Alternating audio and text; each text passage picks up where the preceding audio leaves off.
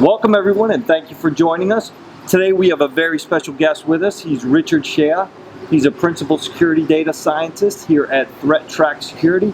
And today we're going to talk about Richard's newest white paper. It's called Data Science, the Engine to Power Next Generation Cybersecurity.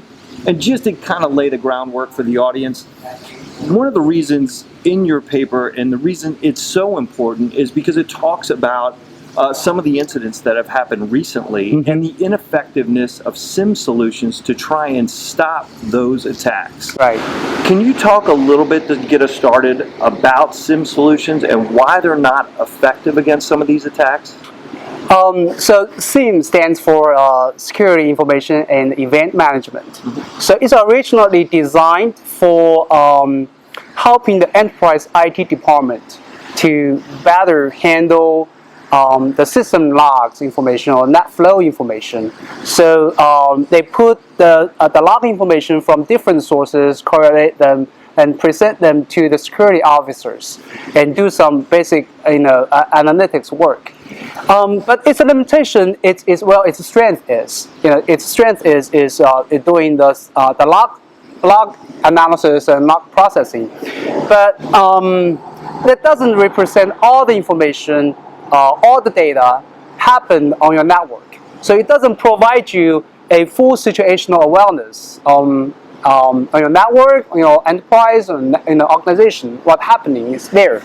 So, and also, most of the analytics are based on signatures or based on rule sets. So it's kind of, they try to extract the rules or signatures from what happened in the past and use those rules to predict what is going to happen in the future. But currently, the modern hackers are getting more and more sophisticated, and they rely on data science or machine learning to get around those preset rule sets or signatures. So it's really hard for the traditional or conventional SIM system to keep up or catch up with the tactics or strategies used by the modern hackers. They usually can find a way to go around the SIM system and get into a system. So we need to be more agile, be more adaptive, and in most cases, the enterprise organizations, they rely on traditional IT department to look after those security information or security events. They are not specially trained security officers. So the SIM system usually assume the audience or the users have the security background, but most often they don't.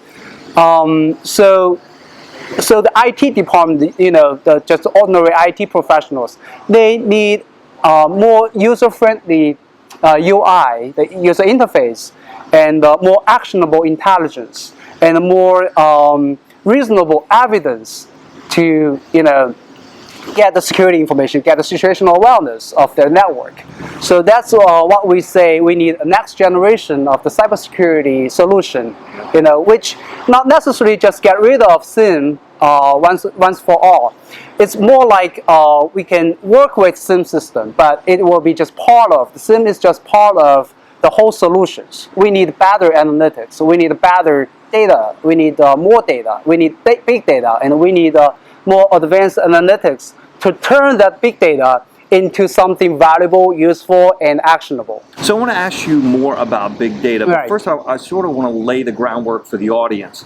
So the 2016 Verizon Data Breach Right. Report came out recently. It looked at 20,000 incidents, looked at 2,000 data breaches, and you talked about the ineffectiveness of SIMs. But even beyond SIMs, when you look at IDS, IPS, when you look at firewalls, and all the other technologies are out there, they're finding all of those are ineffective and that the attackers are actually gaining ground as we go forward. Right.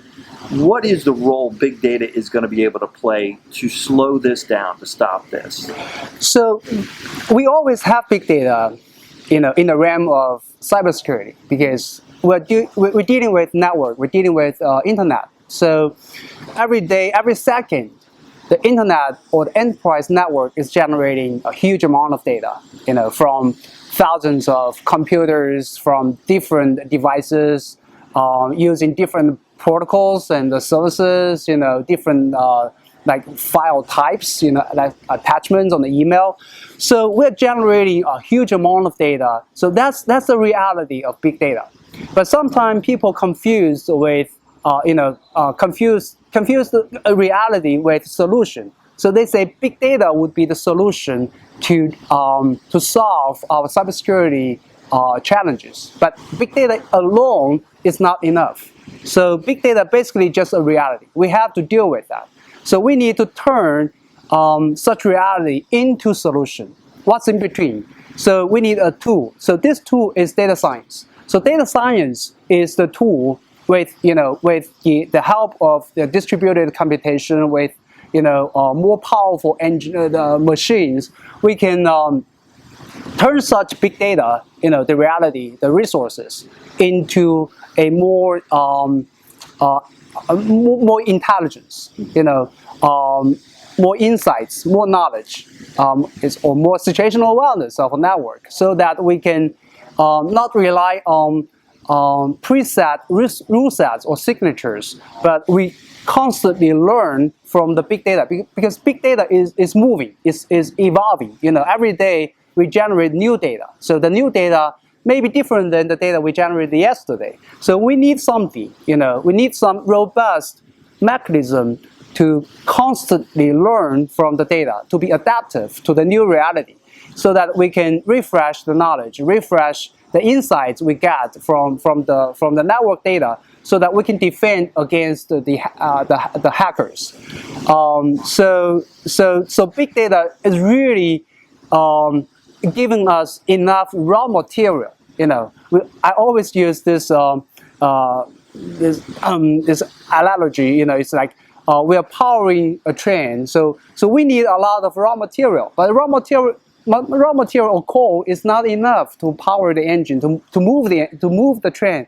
We need something to burn the material and turn the raw material into energy. And it is energy that moving the train. And so data science will be the engine to burn the material, to extract the insights, and we use the insights, which is the energy, to move or to drive the cybersecurity solutions. Okay.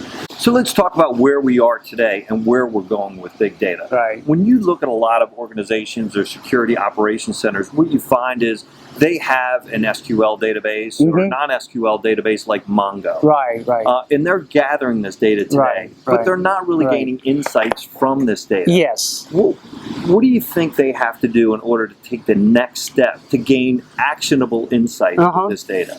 That's a great question. So data science is it's a really sophisticated field or discipline. So, but by and large, in general, data science has 4 stages. The first is descriptive analytics. You're trying to use the data, gather the data, and use the data to describe the situation. Use the statistics, use mathematics, use the numbers to trying to just use abstract way to visualize it or summarize the situation you're currently in. So that's the first stage, descriptive stage. And the second stage is diagnostic stage. You have some like accident, you have some results, but you want to find out why that result or why that accident happened. So also like forensic. So you take the result and look into the data you have gathered. You're trying to find the reasons or the causes for that result. So that's diagnostic stage. And what you have said, a lot of organizations, they have the database, a SQL database or no SQL database. They gathered a lot of information, but they just use the information to try to find out, if something bad happened to the organization, if they can find out some evidence in their database to be related to that cause. So it's more like a forensic. It's more like post-event investigation. So that will be kind of, within the 2 stages, descriptive and diagnostic. But more important stages are the next 2 stages, which is the predictive stage and the prescriptive stage. Predictive stage is we gather a lot of data. We gather all the evidence. We're trying to predict what's going to happen in the next. We're trying to use the data we have collected to predict the future, and before something really bad really happened. So that's a predictive stage. That's the power of we use data science to defend against any cyber attackers. And then the prescriptive stage is more like is what we should do, what decisions we should take. So that's more leaning towards the decision science, going from data science to the decision science. So based on the results from predictive learning, predictive analytics, we predict such events would happen. Then based on all those things, we would say, okay, what actions we should take to optimize our results, to prevent those things to happen. So that's more like what we should do. So predictive analytics is what's going to happen, what's going to happen next. So Richard, you talked about a variety of different statistical methods that you use in your paper in order to draw conclusions from this big data. Right. Can you give examples of 2 or 3 statistical methods that you would use in order to gain insights? Sure.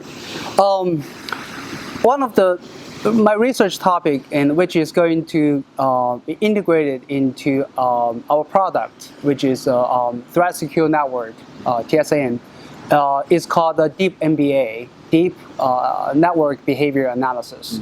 So we extract a lot of data from the network traffic data, network traffics, and TSN do the packet analysis, extracts the detailed information from the traffic. Then we use those raw data, the traffic data, to gather the situational awareness of not only laterally the network, but also longitudinally for each of the IPs on the network across a time frame. So we build time series of a behavior profile for all the IPs. So we call it Deep MBA. The term deep is in terms of the data we collected, the details we collected from the raw data, and also in terms of the analysis we conducted on top of that data.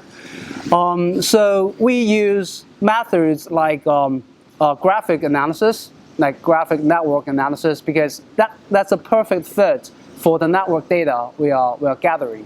So graphic analysis give us very good insight about what are the most critical IP on your network, and it's changing. So whether IP is critical or not really depends on how much traffic goes into or goes out of that IP. So it's not someone saying, okay, that IP is critical, but the data tells us that IP is really critical asset on your network. We should take great effort to protect that asset. And also, the graphic analysis can help us identify the attack path. So after we identify that critical asset on the network, we can identify what are the paths go from other IPs to that IP. Yep.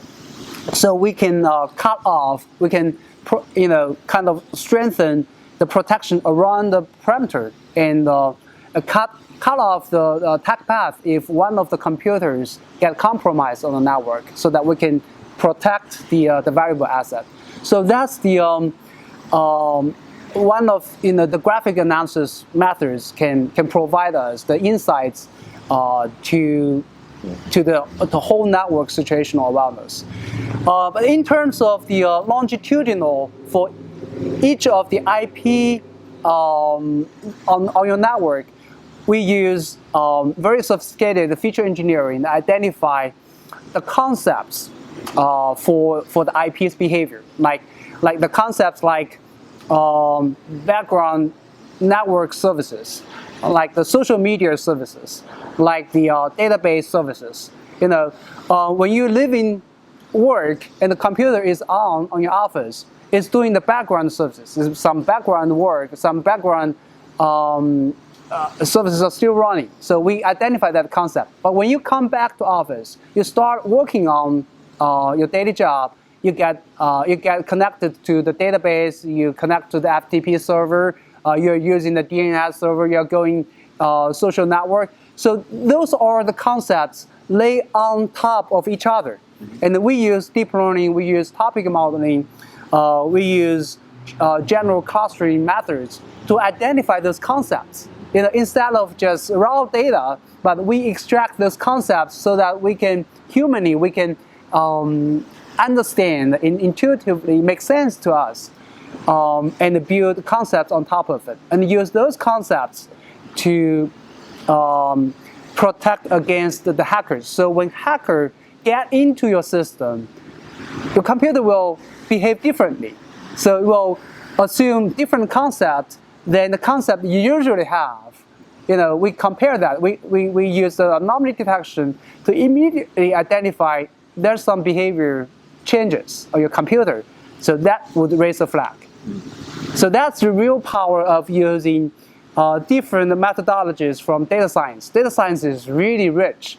So use different knowledges or techniques from data science to, the whole purpose is to get the situational awareness. We understand what's going on. We understand what has been like in the normal life, and what is going on now, and what is changing, and what we can do to deal with the changes. So at the beginning of the interview, we talked a lot about the perimeter defenses and how they're really not working. And then we talked about big data and how everybody's now investing in big data. But you're talking about what they can do with this big data using statistics, and specifically creating situational awareness within their organizations. Now, another term that comes up all the time that people have 100 different meanings to is predictive learning. Can you talk about what that means to you and solving this problem from your perspective? Yeah, I know there are a lot of fancy terms in data science. Predictive learning is one of them. So as I said before, I just recap what we have talked about, the 4 stages of data science. So descriptive stage, diagnostic stage, predictive stage, and prescriptive stage. So predictive learning is within the predictive stage of predictive analytics in that stage, in that part of the work. So basically what it means is what it says. It learns to predict.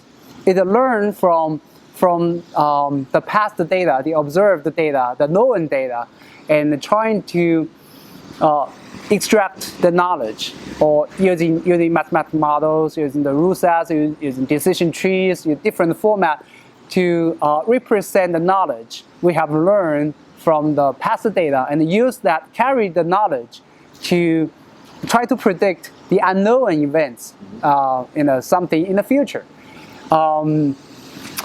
That's based on the assumption that history repeats itself, although it might be in a slightly different format or in a different form, but most of the time it works. Predictive learning is really powerful. The history does repeat itself. But the quality of the predictive learning really depends on how much or what you have learned from the past. As we all know very well, signature-based malware detection engine, signature-based engine, sometimes miss a lot of new variant of malware, but behavior-based malware detection engine can catch them, because signature-based engine learn from the malware based on the signatures they extracted. But behavior-based is what they have learned is the behavior of the malware. So that's the power of sandbox. We run the malware in our sandbox and gather the behavior patterns or characteristics, and use those features to create the behavior-based malware detection. So that's one example. Another example is again in the network intrusion case, in the TSM. So we have known that the hackers have been using a lot of code injection or social engineering. They send you a very friendly email, saying, okay, if you want to click, you want to see this picture, click this link, or send you very convincing attachment, say this is such and such, and if you open the attachment, some Trojan or some malware will be installed on your network. So that's how they get into your enterprise network. And sometimes they use contractors' network to get into your network. That's what happened to OPM and the Target. Raising credentials. Right, yes. So they get into a parameter network and use their network to get into the Target system. So with TSN, we have the intelligence built in. So first, TSN would detect the link is malicious, or the file attachment would be malicious. But even if it missed, okay, so we say the hacker has already got the malware installed on your network, on your computer. So your computer would be the stepping stone for the hackers to get into the more valuable assets on your network. But your computer would start connecting to the command and control of the hacker, get the instructions, right?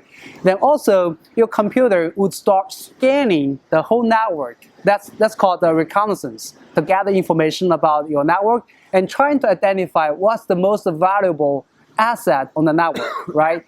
So when your computer is doing that, connecting to a unknown external IP and also scanning the whole network, it's behaving differently. So based on the behavioral model we have been talking about, the models, the profiles we generate for each IP, that's a divergence from the normal profile, the normal behavior your computer is usually doing. So we will identify that. We will detect that such anomaly and raise a flag. So before the hacker really get into the valuable asset, we already know this computer is compromised, and we will cut off the attack path. You have no way to get into the valuable assets. Great. So that's how we use predictive learning and also use data science, a lot of techniques in data science to identify the attacks. And before any bad consequence happens, we cut it off. Great, thank you, Richard. That is a ton of great insight for our audience. For anybody that wants to download Richard's white paper, you can get it at threattrack.com/resources, and the paper's called Data Science, the Engine to Power the Next Generation of Cybersecurity.